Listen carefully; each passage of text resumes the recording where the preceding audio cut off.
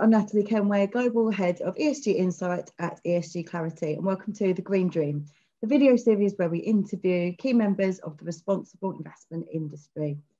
Today, I'm joined by Jaime Ramos Martin, Manager of the Climate Transition Global Equity Fund at Aviva Investors. Thank you so much for joining me. Hi, Natalie. Thank you very much for having me today. Great. Well, first of all, can you briefly explain what the Climate Transition Global Equity Fund is trying to achieve and what it invests in? Yes, of course. So we are trying to deliver financial performance for our clients, while at the same time contributing to a better capital allocation by markets. How we do that? We have developed our own methodology to identify the winners of a low carbon and warmer world. These are not only the companies who offer a solution to climate change that usually are in this type of funds, but also the companies who are better prepared for the decarbonization and physical impact risk that climate change will bring. Our premise is that financial markets are not fully pricing the consequences of addressing climate change. Carbon is present in almost any economic activity, and all sectors of the economy will need to adapt in some way or another. Companies that already include climate change in their business model and management incentives will be ahead of competitors. They will adapt quicker for the benefit of their suppliers, customers, and ultimately shareholders, delivering the financial performance I was talking before. Okay, and can you share some examples of companies or sectors that are contributing to the decarbonisation of the economy? Yes, of course, Natalie. So one example is the Trane Technologies. It's a US HVAC manufacturer. There are two reasons that Trane Technologies is a good example. First, they offer an adaptation solution. The world will get warmer, even if we meet Paris Agreement targets. When we talk about 1.5 or 2 degrees warmer, we are talking about averages. There will be places in the world where temperatures will go up more, and many places where the number of really hot days are increasing and will increase meaningfully. Therefore, the demand for air conditioning will increase beyond current expectations. And in some countries, it will be fundamental to maintain economic activity. It is important this cooling is efficient and clean, as Trane Technologies offers. The second reason is buildings are a major source of emissions. For example, in Europe, buildings are responsible for around 36% of emissions. And globally, heating and cooling of buildings accounts for more than 15% of emissions. We need to substitute fossil fuels heating for electric heat pumps, which offer the most efficient way of decarbonizing heating. These will go hand in hand with renewables becoming the most important source of electricity generation. And obviously, Trane offers these electric heat pumps. Another example is Unilever, a UK food and personal care products multinational. Unilever is not offering a specific solution to decarbonization. However, it's a great example of a company that is incorporating climate change to their business model. As many companies, their scope 1 and 2, i.e. their direct emissions, are limited. But their scope 3, i.e. emissions generated by the raw materials, the consumers when they use the products, are very substantial. The company is aiming to address these scope 3 emissions by, among other things, targeting deforestation-free supply chain by 2023 and net zero emissions for all their products by 2039. We believe this could set the Unilever ahead of competitors and anticipate policy changes and consumer trends. Okay, and Aviva Investors has described its engagement program as very active. Can you share some examples of the progress that you've made with investee companies? Correct, Natalie. Aviva Investors recognizes that we need to go beyond any strategy or portfolio. Therefore, we utilize the full spectrum of tools available to us as investors, including bilateral and collaborative company engagements, the exercise of our voting rights, filing of shareholder resolutions, and maintaining a dialogue with regulators to help drive market reform. Our key climate engagement asks are centered around the following: First, to adopt net zero goal by 2050 and commit to science-based targets. Second, to integrate climate goals into the business strategy. Third, to set short and medium-term climate targets and milestones. Fourth, to align management incentives to climate targets. Fifth, to report progress using the TCFD, or the Task Force on Climate-Related Financial Disclosures framework. And then finally, prohibited direct or indirect lobbying in contravention of Paris objectives. Under this framework, we, for example, directly engage with Glencore, one of the world's largest resource companies, focusing on their climate strategy.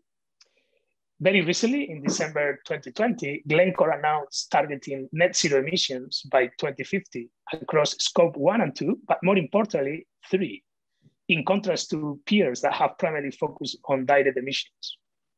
In doing so, the company has announced interim targets of reducing scope 3 emissions by 40% by 2035, before reaching the net zero in 2050. Another example of success led by the collaboration of a group of investors under an organization, or what is called Climate Action 100 Plus, which represents more than $47 trillion of assets under management. We engage with a company called Hon Hai Precision Industry. It's a Taiwanese multinational company who, among other things, is the one that assembles the iPhone.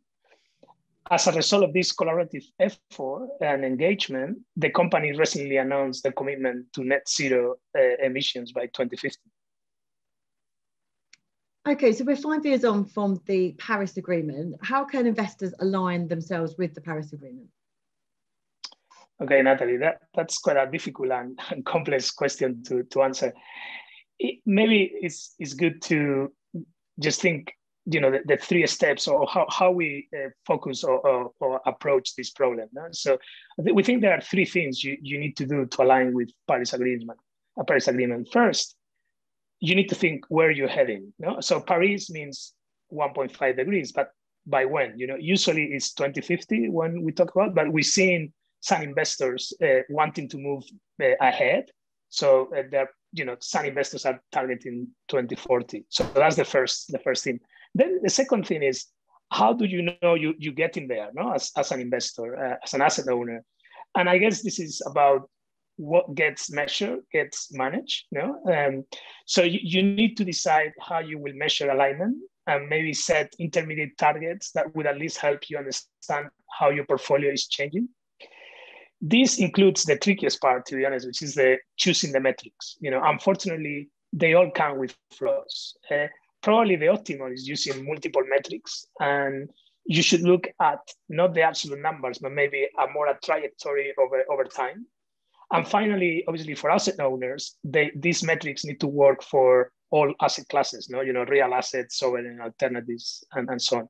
And then the third point on kind of this thinking process, if you want, is how do you actually get there? No? So I guess the first thing that we need to think of is about exclusions. No? We can tighten those as we progress, but the focus should be as much on engagement across all sectors to drive that transition. No? Finally, I think it's inevitable. You're going to have to commit some targeted investments into climate-aligned strategies. So again, this point is more about allocating the capital towards the future.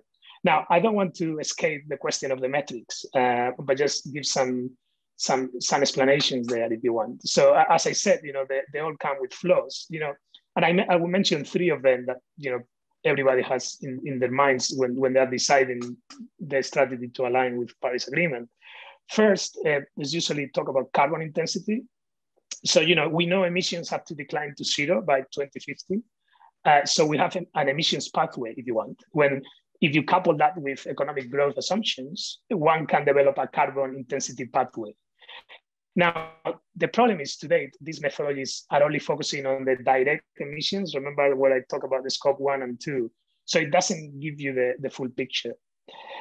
Other way could be there are metrics, what they call warming potential. So whereby the constituents of a performance targets and overall alignment with the pathway to 1.5. And the good thing is these figures can be aggregated at a portfolio level. Now, as the previous methodology, this does not consider scope 3 emissions. And then finally, and this is more recent, you can use science-based targets. And why is this? Because there's more and more companies committing to science-based targets. So what you can look at is what percentage of your portfolio of those companies are aligning, do have science-based targets, which basically means that they are aligning with Paris agreements. So as I said before, it's a tricky decision, and obviously we need more progress, and a combination of these would be probably the optimal way to use. Fantastic. And what would you like to see, particularly from the investment industry, in terms of progress in decarbonising the economy over the next few years? Yeah, that's again another complex question, Natalie. I think maybe philosophical for me, I think, because it's you know, what as an industry we're about, you know, what we need to do. So I think ultimately, if you go to basics, the role of the investment industry is to contribute to the efficient allocation of capital in the economy. You know? So when it comes to climate change, markets are clearly not efficiently pricing the risk. And there are multiple reasons for that. No? Some under the control of the industry, others, unfortunately, not. So in my view, the industry needs to improve that pricing, if you want, needs to accelerate initiatives that allow the inclusion of climate change risk to the decision making. And just to name a few, you know, we need to ask companies to better disclose. And that is why, as mentioned before, Aviva Investors, we are asking all companies to disclose following the TCFD disclosures framework. And by the way, welcome the fact that the UK is making this disclosure mandatory. Also, we need to make full use of our engagement tools, individually and as an industry, so companies align with the Paris Agreement. We also need to contribute to the efforts to better measure scope 3 emissions that I mentioned before.